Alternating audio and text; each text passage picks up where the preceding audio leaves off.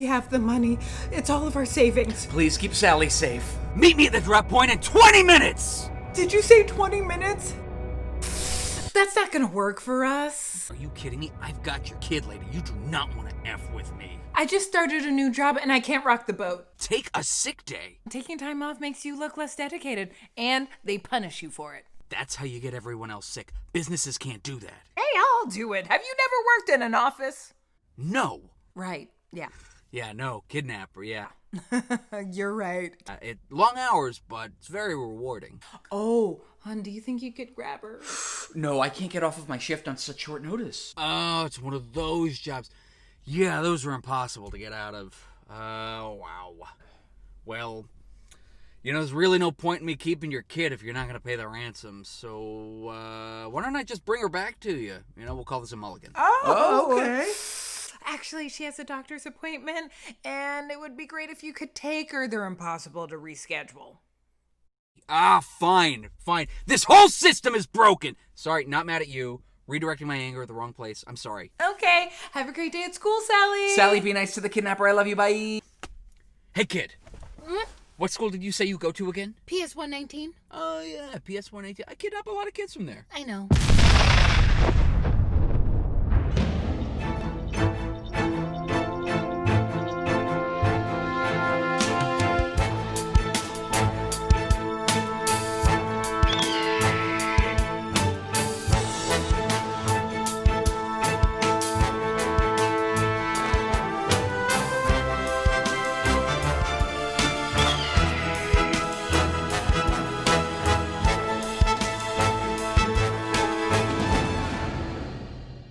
Hey everyone, welcome back to Electoral Dysfunction, the show where comedians and experts debate the news of the week from the safety of their quarantine. I'm your host, Tom Brennan. Thank you for joining us for another week. And thank you to Sasha Stewart and Andrew Kimmler for writing our opening sketch, and to Andrew Kimmler and Keisha Zoller for starring in it. And if you want to say thank you to any of the artists who do our show, or comedians or pundits or musicians, please head on over to patreon.com/electoral dysfunction. That's patreon.com/electoral dysfunction, and send a little money their way. 100% of any money sent to us will go directly to the folks who do this show. I will not take a dime. They donate their time, they donate their talent, they do it because they love the show. And in these hard times, that's really, I think, a noble thing to me. And if you'd like to give them some support, please do. And of course, we come on the air today with the country still mourning the loss of Justice Ruth Bader Ginsburg. She was an icon. She was a titan. She will be greatly missed. And the news is changing pretty quickly. Things are moving pretty fast. And in fact, when we sat down to record this on Saturday afternoon, some news broke while we were recording that we missed, that Senator Susan Collins of Maine, concerned always, had both said that the president has a right to nominate someone and that she would consider that candidate, but that she doesn't think that there should be a confirmation before the election, and whoever wins the election should get to confirm. It was very confusing, as Senator Collins often is. Send some money to Sarah Gideon's way, her opponent, because I don't think we need Susan Collins in the Senate anymore. But regardless, things are changing constantly, and perhaps by the time this airs, we'll have had even more announcements from various senators. But regardless, what we're about to talk about is the loss of Justice Ginsburg and what that means for the country, and what an idea of what will happen next. And before we get to that panel, I also want to say a quick reminder: the deadline to fill out the United States Census is right around the corner. If you haven't, go to my2020census.gov and fill it out. It takes 10 minutes. Why do the powerful always get away with bullying us around? Because we do not show up. Well, it is time to start showing up. The next decade of funding and representation for your town is on the line. My2020census.gov. Head there now. And with that, Ned Thorne, our director, Star White, me to the panel. And join me in welcoming this week's panel. First up, we're very excited to have her first appearance on the podcast, though she has been on our stage show so many times. Teacher at Empire State College, our old friend Kate Spalding is here. Kate, how are you? I'm shitty. How are you, Tom? Oh man, I respect that. Normally people say things like, "Ugh, I'm fine, I'm alive." I admire you're like, "Nope, it's over, it's all over" style. Welcome, Kate. It's good to see you. Good to see you too, Tom. Very funny comedian and currently wearing an RBG shirt. Our old friend Shreya Sarkar is back with us. Hello, Shreya. How are you? Hi. I don't have an answer to the second one. I feel like I can't be negative now because Kate was so positive, so I'm just not going to answer. All right. Well, good. Good. It's going to be one of those kinds of shows. From North Carolina Policy Watch, welcome back to the show, Joe Killian. Hey, Joe, how are you? I would characterize my mood as, oh God, make it stop. Sure. That's solid. And rounding us out, editorial columnist for the New York Daily News, Robert George. Robert, how are you? I'm doing okay. I'm doing okay, Tom. Yeah, it's well, you know, as one of our predecessors just said, you know, 2020, you know, you really can close down now. And you know, if you want to stop right now, that's fine. We're happy to lose the last 3 months. I mean, you know, that's just stop. Yeah, I'm good with just like. Well, except for November 3rd, then the rest of everything else that we have. And even then, there might be a chance that on November 3rd, we're like, so this year was not necessary at all. Oh, God.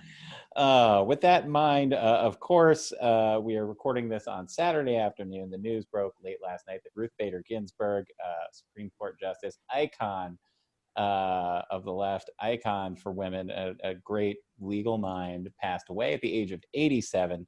And it's sad news and distressing news, to say the least, as we are currently at 45 or so days away from election day, less than 50 days to go.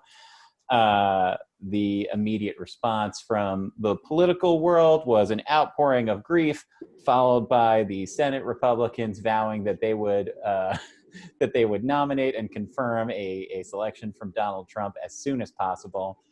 Shocked. I don't know about the rest of you. I don't know if you guys saw this. In 2016, this also happened, and Mitch McConnell and all these Republicans at the time said that, like, you shouldn't do this in an election year. Do you think they remember that? Do they know they're being hypocritical? Tom, as you know, I have a background in the Republican Party. Oh yeah. I want to admire you for admitting it. I want to make it very clear they are not being hypocritical. Okay. In 2016, oh boy, when this happened, when Antonin Scalia passed away, there were 10 months, till the election, and Mitch McConnell said, "It's an election year. There's 10 months to go, and there's no precedent for confirming a Supreme Court justice in an election year with 10 months to go." Mm-hmm. Ruth Bader Ginsburg died with 46 days to go. Oh, it's a completely different situation. And Scalia was Catholic, and Ruth Bader Ginsburg is Jewish. So I mean, there's a whole lot of differences here. So I think to call the Republicans hypocritical is a little bit unfair on your tolerant progressive heart, Tom. Yeah, you got me again. I'm the problem yet again. She was also shorter than Scalia. That's true. There's a lot of differences.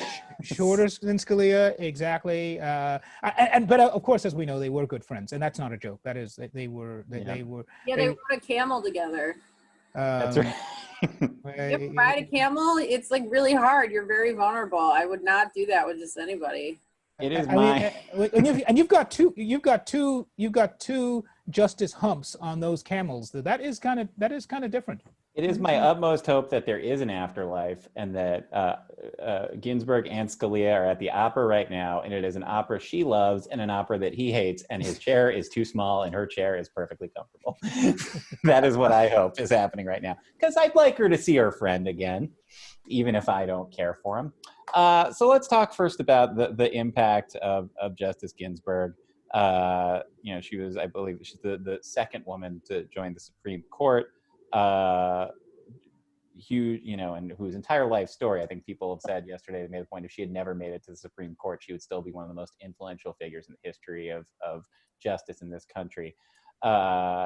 Kate Spalding, how are you feeling today? What do you think about this legacy that's left behind? Yeah, so when I first heard the news, which actually the first person immediately who sent it to me on Facebook Messenger was a former student from over 10 years ago who did not give a shit about politics and now has become very interested. So once I was done crying for a bit of time, I did have that moment of like, okay, well, that's at least a glimmer of hope. I was very upset, mostly because I feel like we can't mourn. Immediately, my thoughts went to, well, fuck, this is going to, if he gets a third Supreme Court justice nomination, especially because, I mean, what is it, Tom Cruise or Ted Cruz and Tom Cotton are the two choices he's considering. I mean, Right. Literally terrified for my life. I used to be an actress when I was little, and I don't want to be in Handmaid's Tale. Like, that sounds horrible. So, it's just frustrating because I just feel like the hits keep coming, and the fact that she had to push so long to stay healthy and alive because she felt the weight of her passing on her shoulders is just like cruel. That's cruel to have that situation in America to do to someone of such a terrified. I think most people are terrified. And not to mention, it is completely, I know Robert was joking, at least I think he was, but the hypocrisy, I mean, she wasn't even, it was 2 hours after the news broke that McConnell's like, on with the next, dress the double, like Dr. Zhivago style. So I just, like, every day I'm like, oh, is this the day that America's gonna like hit rock bottom with like how horrible people are? And like, I keep getting surprised. By the way, Kate, and this is not a joke. The one area where McConnell is not being hypocritical on this is the speed with which he reacts to these. Because I'm serious. It was about an hour or so after Scalia died in 2016 that he put out a statement that said that the Senate will not consider.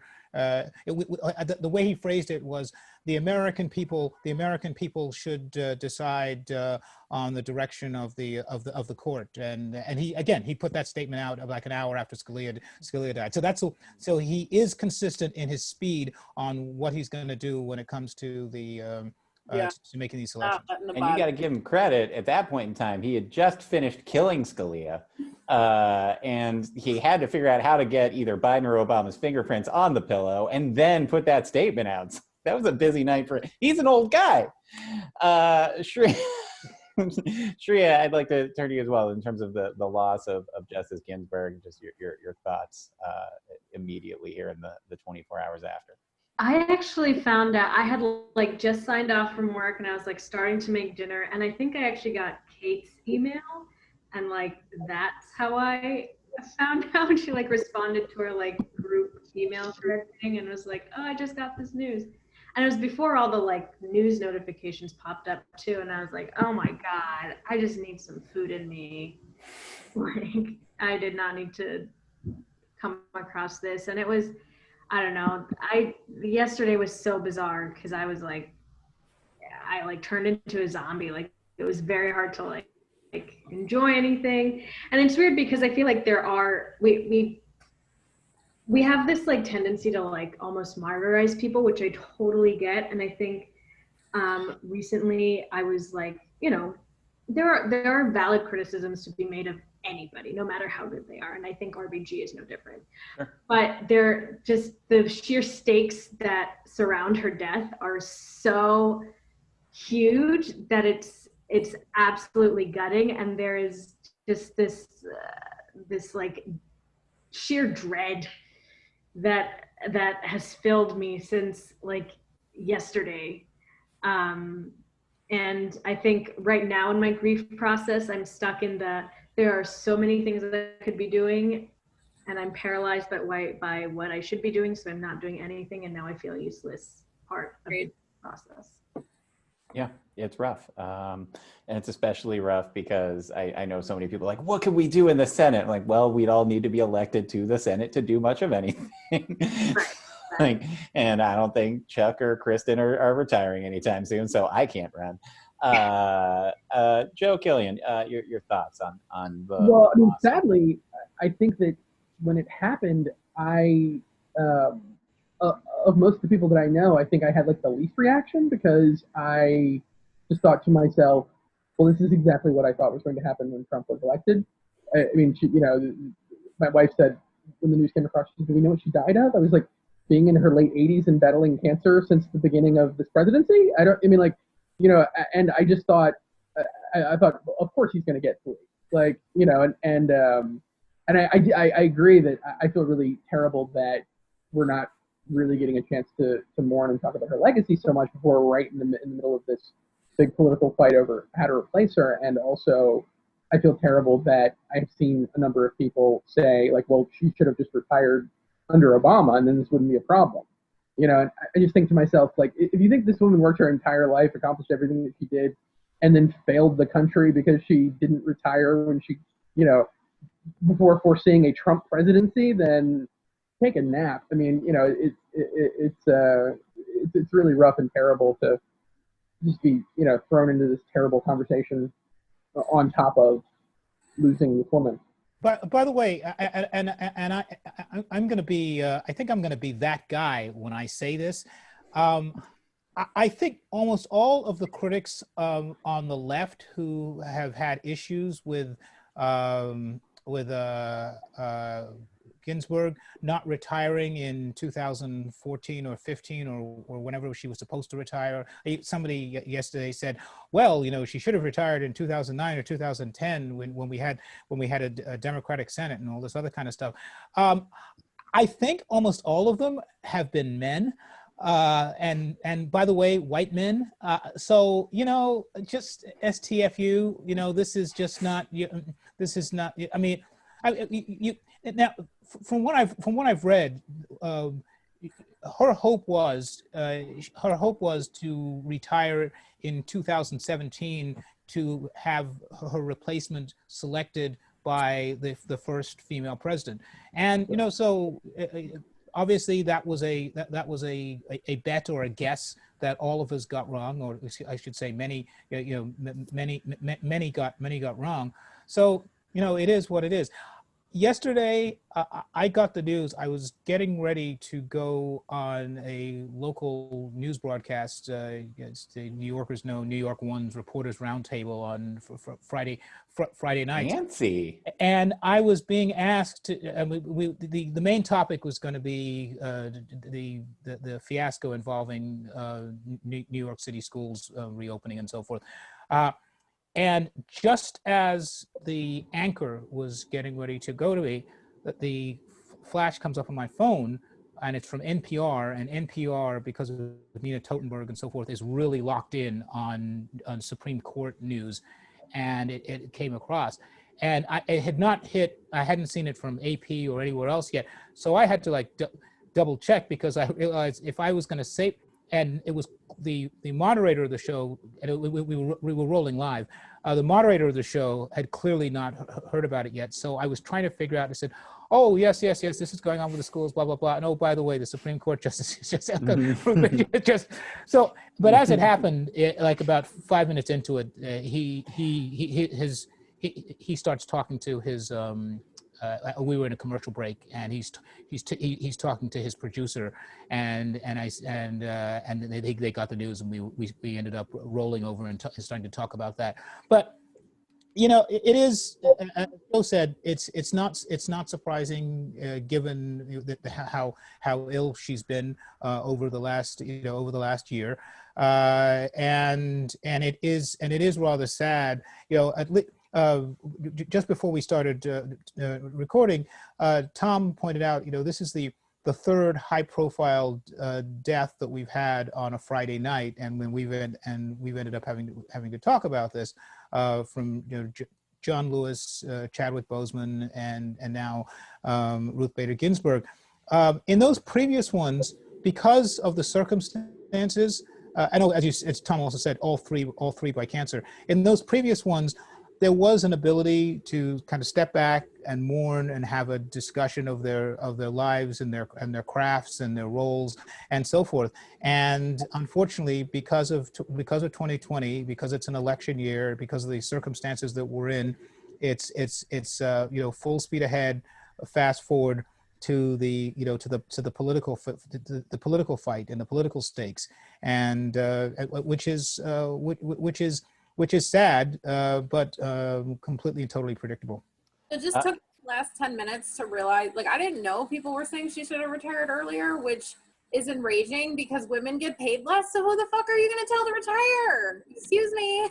If we were equally paid, I mean, she was underpaid for a majority of her career being a woman trailblazer. So, like, I don't understand why people think they have any say in who gets to retire. That is like absolute. Sorry, it literally took me this long to realize that that was a thing and to be like irate about it. Well, no, it's one of our friends on this show, James Heskey, who, I mean, he intentionally tries to shock people, and he put out a tweet which was intended to be shocking and get under people's skin, and it was very much tongue in cheek. But it did expose it exposed a sentiment that I had seen several times. I won't say exclusively from the Bernie types, but there is a kind of an overlap, I think, with the Bernie Bros and this. So it is out there, and it's kind of now. I tell you, I mean, just to make the gender argument again, and suddenly I'm sorry not to become Mr. Feminist on the show here, but Robert, I'm just telling you real quickly, no one's going to be mad if you become a feminist on the show. You don't have to apologize for that at all. Thank you. That's just my Black Catholic guild having to apologize for everything. Sure, yeah. But in any other circumstances, if it's a man, you say, oh well, he went out boots first. Because he was committed to literally being there to his dying day because he was committed to the cause, and instead the discussion is a little bit different. You could pull a Justice, what was it, Kennedy, and like get paid off because of your son's connections, so that like the new guy can step in. There's also there's that too. And that's the point to me. Like, I think I'm of mixed feelings on it. There is part of me that's like that, knowing how polarized and how politicized the court has become. Like, and I am someone who across the board, when there's an older person in office in Washington, like over, say, the age of 80, there's part of me that's like, ooh, clock's ticking. But at the same time, most of the people who hang around that long who we really criticize tend to be, for lack of a better word, hacks who like the trappings of the office. Whatever you feel about Ruth Bader Ginsburg, you can't say she was a hack. This is a person who loved the work. She loved the work of being a Supreme Court justice and wanted to do it probably until her last breath. I think that was her goal, or at least, until she figured it was time to go. I think Robert is right. The only prominent woman who I think I've seen make that argument was Zinni Jardin, from the journalist and blogger from Boing Boing, said that on Twitter, and there was like this explosion of negative reaction to it. But yeah, I do think that it tends, at least in my social circles, it tends to track very white, very male, very that particular sentiment. I mean, in terms of her legacy, I do think that, I'm not kidding here. I think that we are lucky that she lived long enough to see that very good documentary of her come out, and that thoroughly okay drama. Well, speaking of white men who will dump on her legacy, the United States Senate will be considering a replacement. Mitch McConnell has vowed he will be considering Donald Trump's replacement. It is unclear. Again, we're recording this on Saturday in the afternoon, a little before 4. So I'm sure a lot will change by the time even this is released tomorrow morning. But at this point in time, he's vowing to issue a replacement. I think it is notable that his statement did not say necessarily that he would do it before the election, but he is vowing it will be Donald Trump's replacement. We are, of course, pretty close to Election Day. It would be very rushed So far, we've seen some folks. Tom, we're technically in election day already. Yeah, in a lot of states, in Virginia, North Carolina, all kinds of places. But what we've seen so far, some of the folks up for re-election, including Senators Tom Tillis and I think also, if I'm not mistaken, Senator Martha McSally and Kelly Loeffler have all supported, and they're all in pretty challenging races. Have all supported voting on a justice that Donald Trump would present this year. Before the news broke that Justice Ginsburg had died, for whatever reason, Senator Lisa Murkowski of Alaska was in an interview where she said she would not support voting on a new Supreme Court justice before Election Day. Famously, Lindsey Graham 2 years ago, as we were talking before the show, is on a video recording saying, like, you can use my words against me. I'll never vote to confirm someone in an election year. Earlier today on Saturday came out that, guess what? You can use your words against him, but he changed his mind, I guess. So let's talk about, as we said, it's sad that we don't get to mourn, but a political reality has kicked off. And I think the first question I want to start from is, do you think what is Mitch McConnell's calculation? I think I have a suspicion of what his calculation is, and it's a pretty straightforward one, which is I think he thinks Donald Trump is going to lose. And I think he wants to get this last seat before it's over. And he's not going to wait to find out he's wrong on Election Day. What do we think? If they decide, who wins, right? Because all the distrust that has been sown in every fiber of every bit of infrastructure, it's going to be even if it's a blowout, they're going to contest it because of Trump's fucking terrifying rhetoric. So if it does go all the way to the Supreme Court, he's making sure the game is rigged well in advance. And he's, that's always been his play.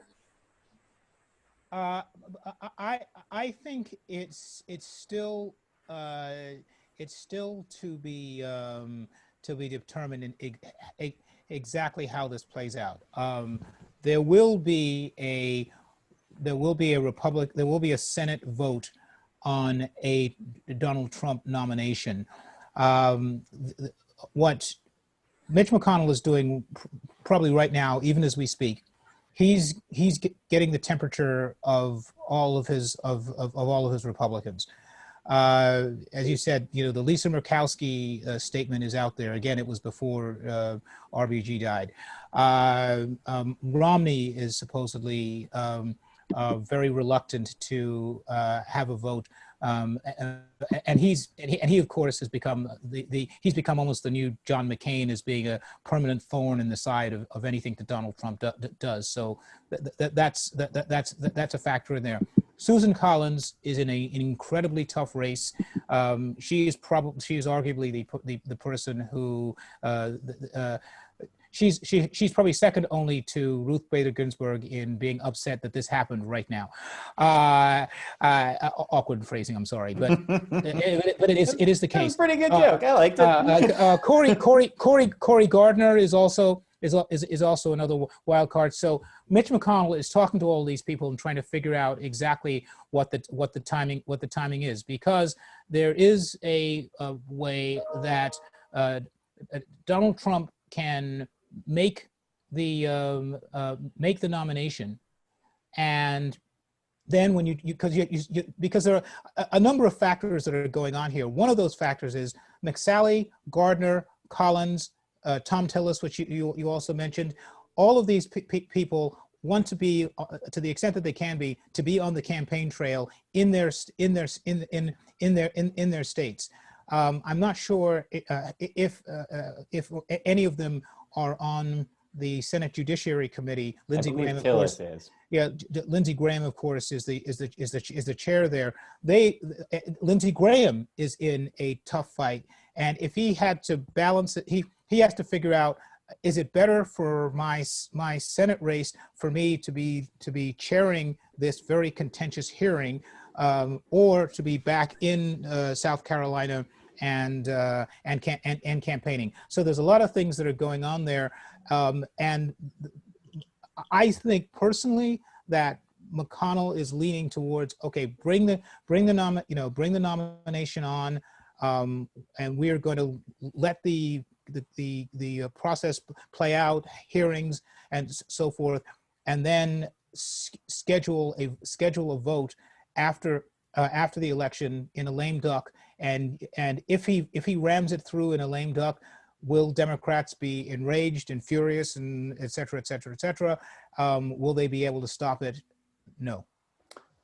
Who else is on the Senate Judiciary Committee, by the way, who, if I'm Mitch McConnell, I'm not sure if I want to give them a big platform right now. Current vice presidential nominee, Kamala Harris.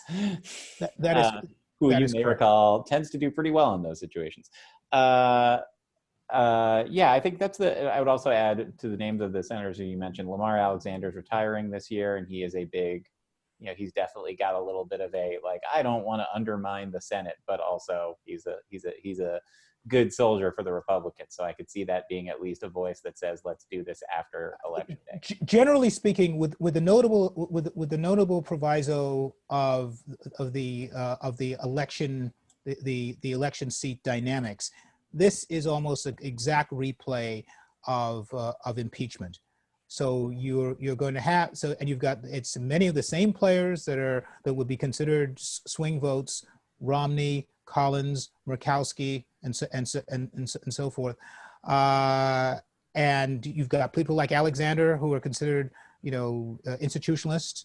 And the institutionalists, in my view, will fall in line because the institution that they want to follow mostly is Mitch McConnell. Yeah.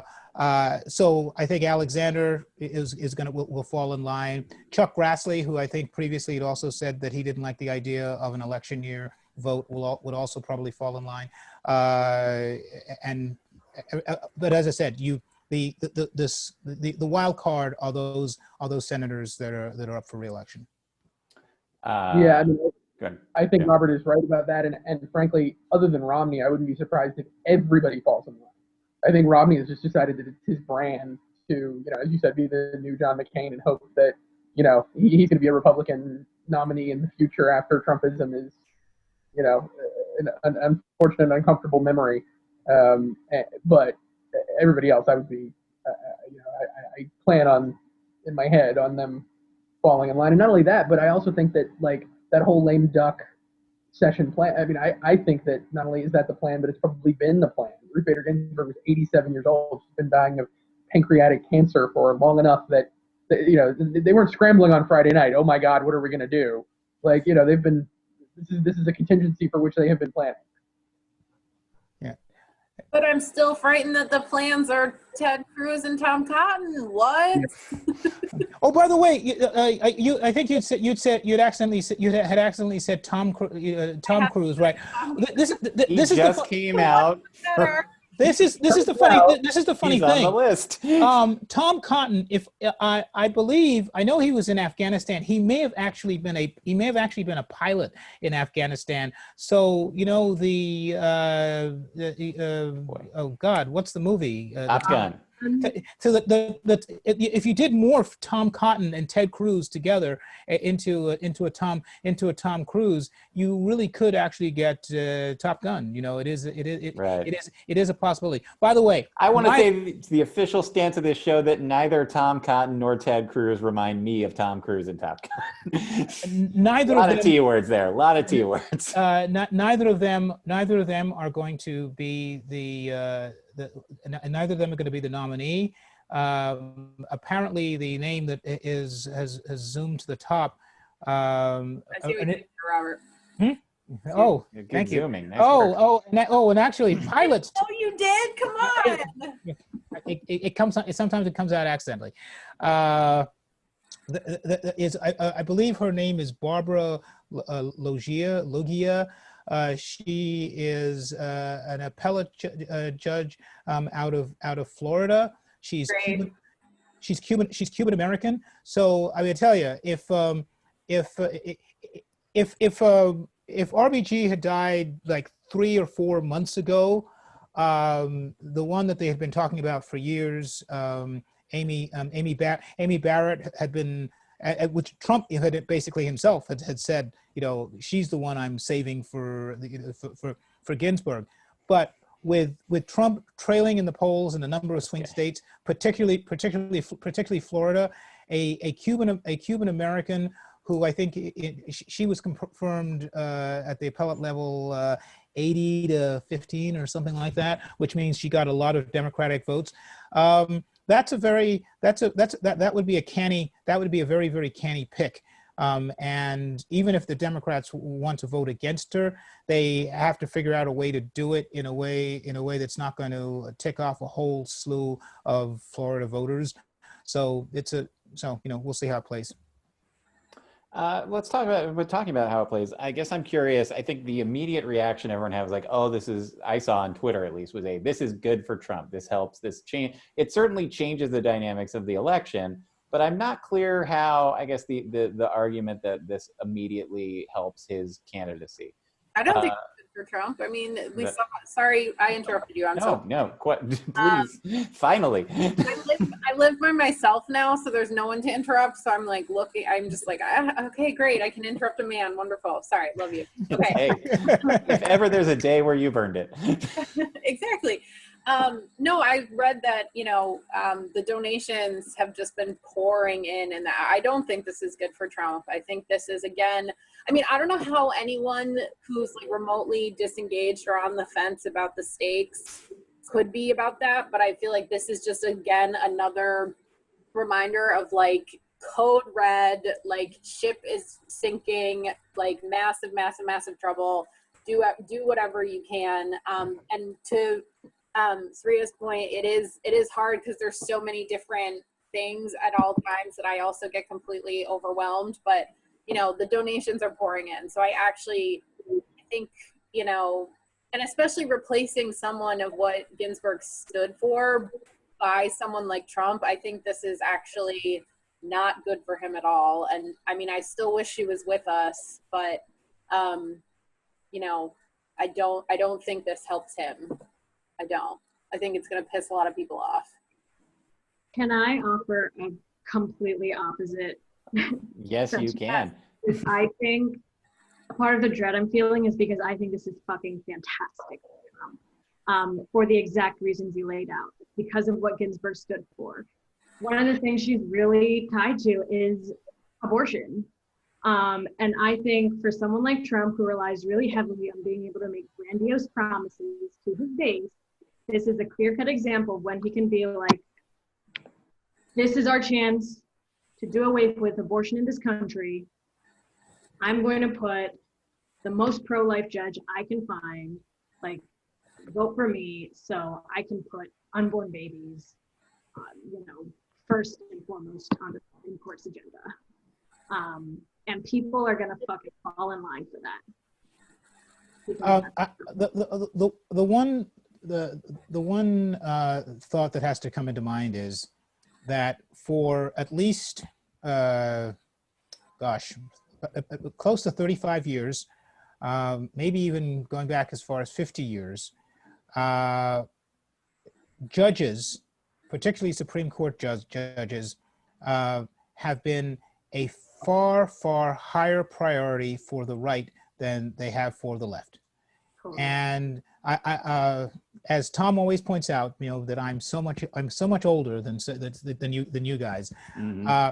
I can only remember one presidential election year where a Supreme Court nomination and or a Supreme Court decision became a rallying cry for those on the left, and I think that was 1992, and that was coming out after the Clarence Thomas the Clarence Thomas fight, and a few years before that, I forget which Supreme Court case it was, but it was one that came out in 1989, and it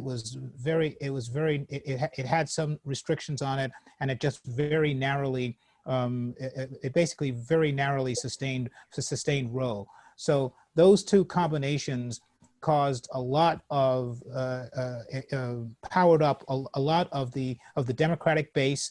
A number of Democratic women ran that year. I think I think that was the year that because of I think either somebody died in office or an appointment situation, I think Dianne Feinstein and Barbara Boxer were elected at the same time in California, and then there were several. There was Barbara Mikulski, I think, in Maryland may have been that same year.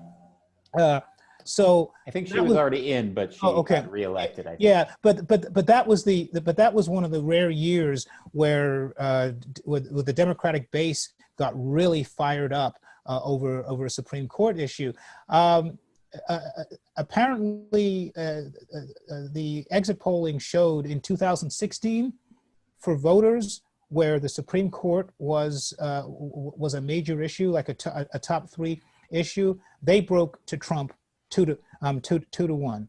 I think RBG's dying so close to the election may finally get Democratic voters as fired up as the conservative base on this particular issue. Now, obviously, the progressives are fired up over Trump in general, but for some of those that might have been slightly on the fence, but are worried about Roe and some other other cases, this could be their wake up call. I would argue that they're. Sorry, go ahead, Shreya. I just want to say that, like, for what it's worth, in 2016, they did try to make the Supreme Court choice a part of, like, why it was important to get out and vote, but clearly. Yeah, but that was the thing. Even with an incredibly political decision that. Let me put it this way.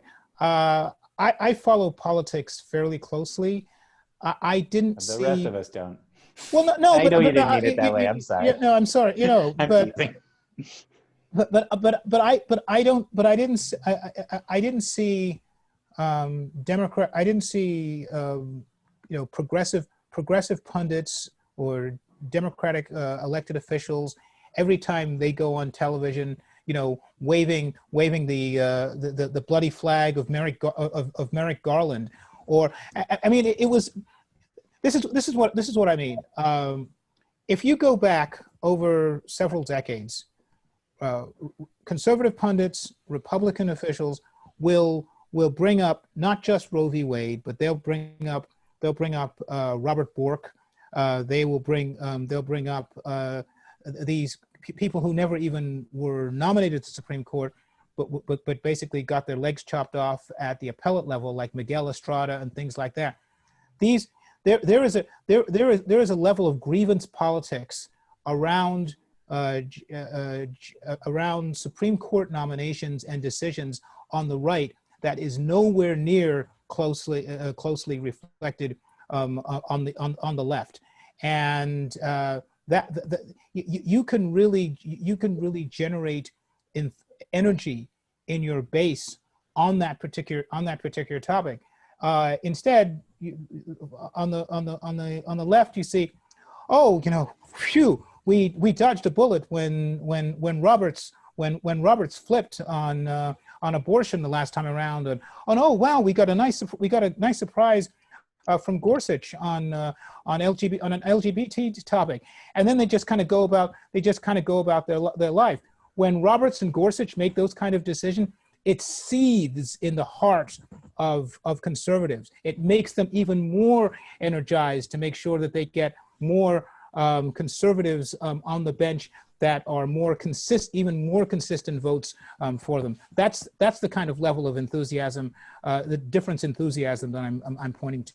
I just think, though, that in 2016 anyway, not everyone, most of us thought Hillary had it in the bag. That's why 46% of people just stayed home. I think the foundation of like normalcy has been so shattered that now I do think on the left, people are not taking shit for granted anymore. And again, the salt in the wound of he's gotten to have two already, like, especially with how the Kavanaugh hearings were just like so triggering and disgusting for so many of us who have been through those exact same scenarios because of how common it is, and seeing, an entitled white guy piss and moan about this thing that he doesn't deserve, but should be having. And so I do think that this time, like I actually think it being so close to the election and who she was, but I'm also, you know, Sria, your take on it, I think is also, I do think his base will be energized, particularly the, you know, the pro-lifers who, like, for some reason think that, like, the guy has paid for abortions. Like, his whole persona was being a playboy, like, walking on dressing rooms. Like, we know he's cheated on his wife while she was pregnant with his other son. Like, the guy has paid for abortions before. I'm sorry. Like, but, you know, the crazy pro-lifers, like, refuse to see it because he just says a few crazy things. And so it's just, I think people are not, I think the people who haven't been energized about this before, I think, are not gonna sit back. Kate, in fairness, given the number of contractors that he's stiffed in the past, the fact that he's paid for these abortions, you know, come on. He's actually credit, paid. yeah. He actually paid for somebody. And I was also going to say, I think an important thing that I have found about the vast majority of the pro-life crowd, not all, but many of them, is that they don't want women to have abortions. They don't mind men getting them. In my experience. I think an important thing to note also, we talked about the 2016 election. The 2018 election is also worth noting. Like, the argument that you've seen from McConnell and people say, like, oh, that Kavanaugh delivered them the Senate. But I would push back on that like, Kavanaugh definitely delivered them 4 new Senate seats, 3 of which were in Republican states. But in the swing states that year, most of the Democrats did not pay a price in the swing states, and, you know, Michigan, Pennsylvania, Virginia, Wisconsin, all of those senators not only voted against Kavanaugh, but were very public. They weren't reluctant. They weren't like, oh, I don't know, but blah. They were very publicly against Kavanaugh, and they beat their opponents by, I think, an average of about 15 points in each cases. And, you know, certainly, like, I could see this hurting some Senate races. I could see this making Steve Bullock's job a little bit harder in Montana, and Teresa Greenfield's job a little bit harder in Iowa. But I'm not sold that it necessarily helps him, particularly if Joe Biden, it would be great to win in a huge landslide, but all he has to do is win Clinton states and take back Michigan, Pennsylvania, and Wisconsin, which is pretty doable. Or switch out any one of those for Arizona. Well, no, I was going to say Arizona became a swing state. The only swing state that Democrats lost a Senate seat in was Florida. The rest of them were pretty red states that they lost seats in. Yeah, and if again, back to the courts, if they weren't so corrupt and partisan down there, and people who are formerly incarcerated could actually vote, like their fellow, constituents voted for, that they should have that right instead of having to, pay all over again. Florida would be a wrap. Florida would be done if people who were formerly incarcerated had their right to vote and weren't having to pay through the nose for literally a fundamental human right. And the fact that, it's 200,000 people have died now. I don't know why that's not just like on every campaign thing. Like, if we keep going, more Americans are just going to die because of this incompetent administration. Like, it writes themselves, Not that information isn't coming from like places that people care to hear from. Say that again? That information that 200,000 people have died isn't necessarily coming from like places people care to hear from or care to pay attention. A chunk of those deaths have been like white people in the Midwest. I mean, it's in Bible Belt. It's not like it's all been New York City. It doesn't. I can tell you though, living in North Carolina and dealing with this pandemic is what you hear from people. And I just heard it recently when I was in Eastern North Carolina, where I grew up. It's a lot more conservative than where I live in North Carolina now. It's not that people don't believe that 200,000 people have died. It's not that people don't believe that that's a terrible thing.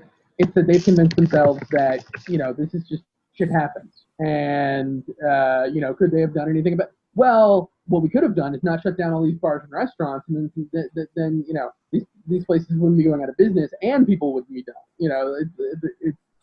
It's exhausting. It's absolutely exhausting. For what it's worth, this man is like so good at seeding just the right, like, easy statistics so that it embeds in people's brains. This like misinformation about like only 6% of those actually being attributable to COVID, for instance, is like a perfect example. Like, I was watching this interview on whatever with this like diehard, it was a person at a Trump rally who was like, 200,000 people have died, but it's not all from COVID. Only 6% of those are from COVID. which is a total bastardization of the CDC system. And it's things like that. We are it's an awful way to think about this, but we are living in we're living in Stalin's paradise, which by that I mean the idea that, you know, one death is a tragedy, but a million is a statistic. Yeah. So, you know, one death is a, four, no, I'm not going to say that. 2 or 3 people, oh my God, it's terrible. What can we do about this? How can we do things to prevent this? Blah, blah, blah. 200,000. Oh, well, it's this, it's that. They start searching for reasons why it doesn't matter. And it gets me very angry, because these are people who call themselves pro-life. Right. And it also gets me very, very angry because what's the new SAT word that we learned this year, my friends? Comorbidities, right? That's the new thing. That goes to what Sriya was pointing to. Well, 6% of these people, it's just pure COVID. The other ones, well, they're old, or they are obese, or they had high blood pressure, or they had got diabetes, blah blah blah blah blah. And look, even friends of mine who I engage with regularly on social media, who I recognize as very good people fundamentally, they may not even realize that. I don't think that they realize that they're even doing this, but it certainly ends up coming out this way that, well, these are minority people that didn't really take care of themselves too well, and they were susceptible to COVID. And to Joe's point, shit happens, and it's disgusting. It's repugnant. And let me say this, then I'll finish up. It's frustrating, because part of the argument that comes not just from the left, but just from those who are objective at looking at medical outcomes and so forth, when they make this point, they say that that African Americans are more susceptible to this because of the history of racism in either in medicine or food distribution and so forth. And so those in the African American community are susceptible to obesity and some of these other ailments. It ends up while you end up generating sympathy from a certain segment of the public, it kind of reinforces some of those, pardon the expression, pre-existing concepts from those less sympathetic. And we get this idea of, well, they weren't in good condition, and it becomes almost social Darwinism to a certain extent. Yeah. Well, yeah, they've been very successful in defining it so that if you don't die, then the fact that you got sick doesn't matter at all. It's very weird. Here in North Carolina, the University of North Carolina system, and particularly UNC Chapel Hill, reopening to in-person instruction was just an absolute disaster. There were more than 1,000 infections. They ended up closing it down after a week of classes and sending all the undergraduates back home. They ran out of quarantine dorm space. They were renting local hotel rooms to put people in. People were terrified and overwhelmed. Yeah, and the argument at that time from people who were like, yeah, lots of people were going to get sick. I mean, that doesn't mean we have to close the school. I mean, it's 3 of the largest universities in the state, North Carolina, NC State, which is the largest by population, UNC Chapel Hill, which is the flagship university, and East Carolina University, all their undergraduates had to go home. And people were like, I mean, listen, what's a few thousand infections among people who are probably not even going to die? Remember, the people way. who die are losers. So Yep, Yeah. people who die are losers. And I think a thing that I would say, stepping like, a parallel point to yours, Robert, about people like, oh, these minority communities don't take very good care of themselves. At the beginning of this pandemic, I made a joke on Twitter that was like the same people who call themselves pro-life want my parents to die so that Carnival Cruise Lines can, beat its first quarter overhead projections. And I think someone responded though to that was like, well, if your parents are old. And I was furious because Oh yeah, wow. my parents are in their mid-70s. They didn't work hard their entire lives and take good care of themselves just so that we could be like, well, tough shit. I want to go to Disney World, so you're going to get sick and die from this thing that could be controlled. It's not, it drove me up the wall. And that sort of casual dismissal, and I say this as someone who's very much on the record of hating old people. I mean, I think they're responsible for most of the problems when you look at how they vote. Although this time around, In fairness, Joe folks, Biden, and I want to say, go vote for him, old people.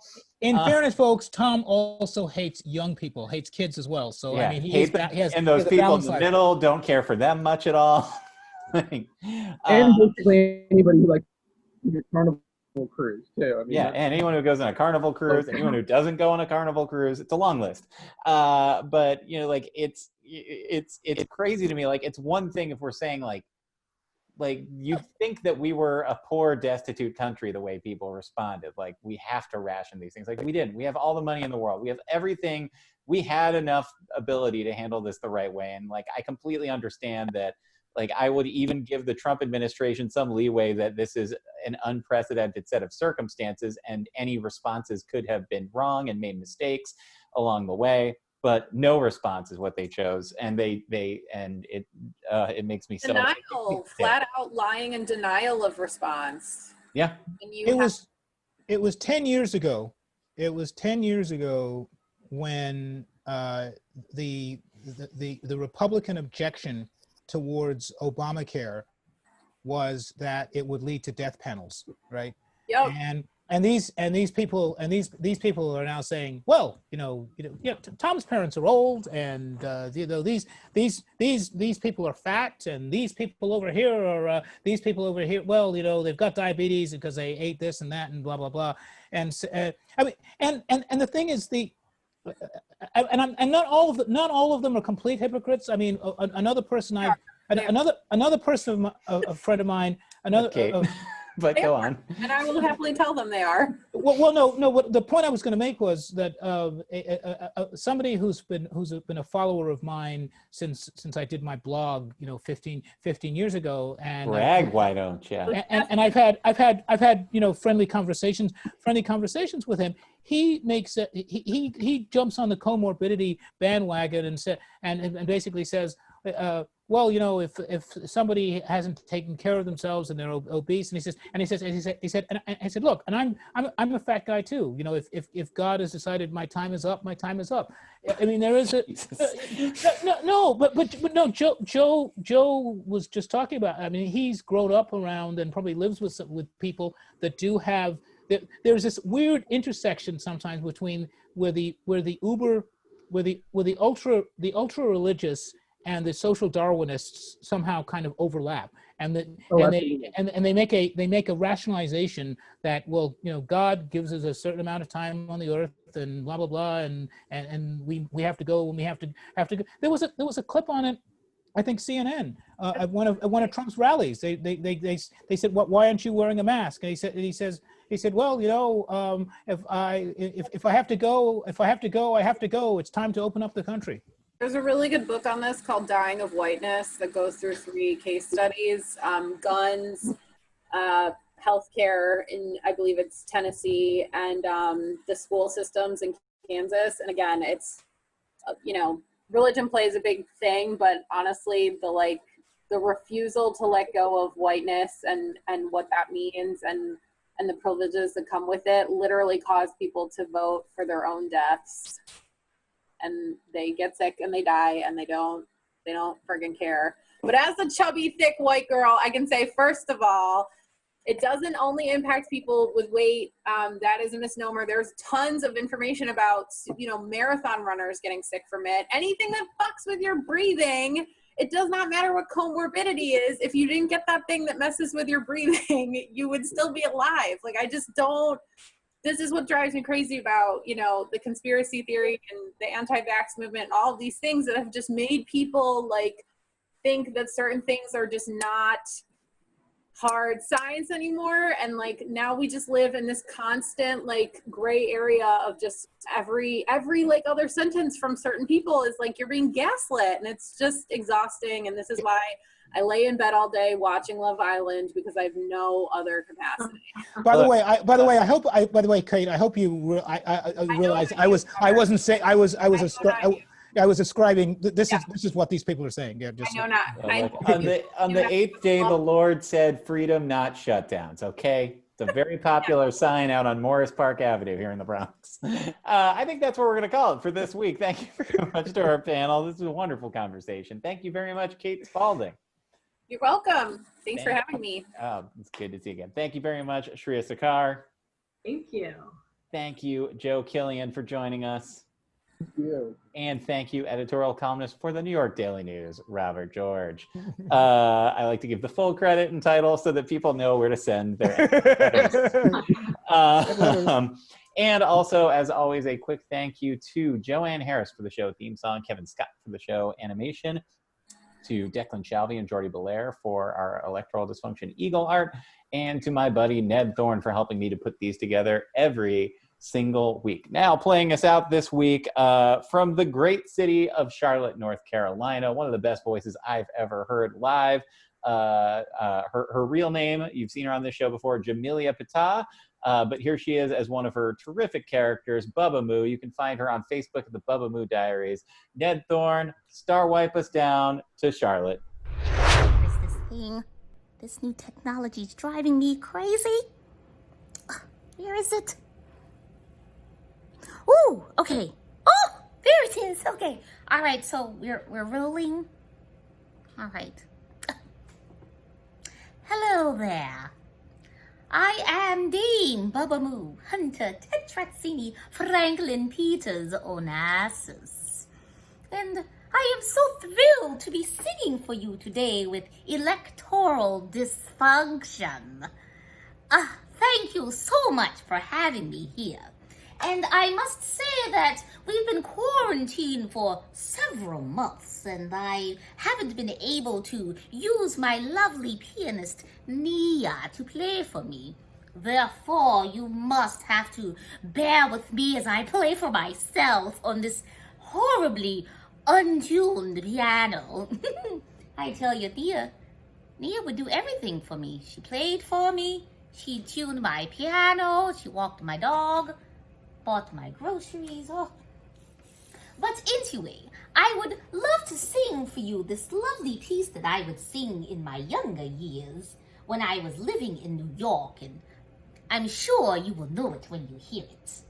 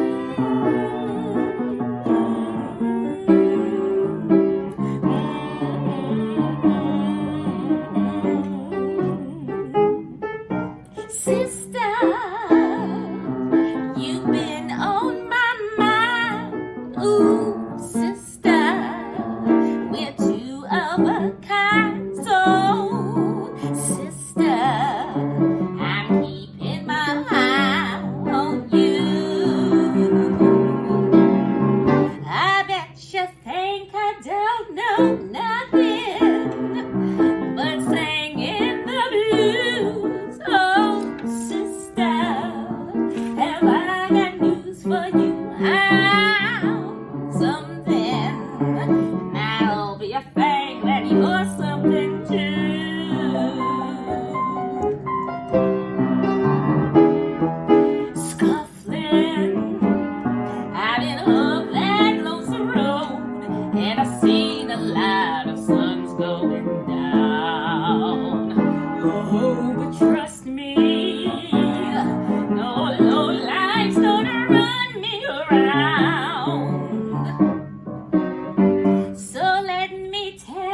something, sister. Remember your name, no twister. It's gonna steal your stuff away, my sister. We sure ain't got a whole lot of time. So shake your shimmy, sister. 'Cause Bubba Moo is feeling fine.